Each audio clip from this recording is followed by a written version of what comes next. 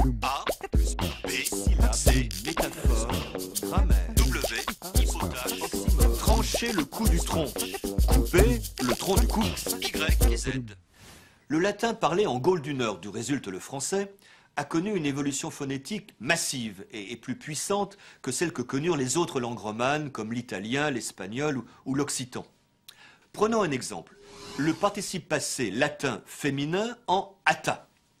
Le premier A devient E, le T disparaît et le A final devient E.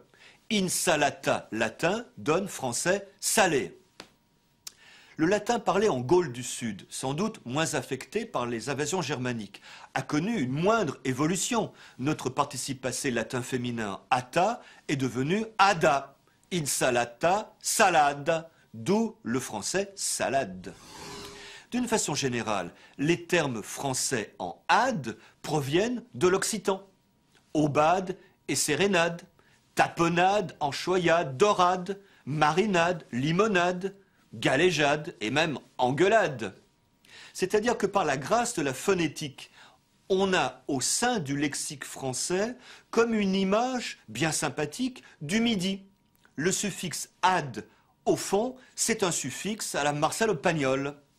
A plus B, syllabe, C, métaphore, grammaire, W, hypotaxe.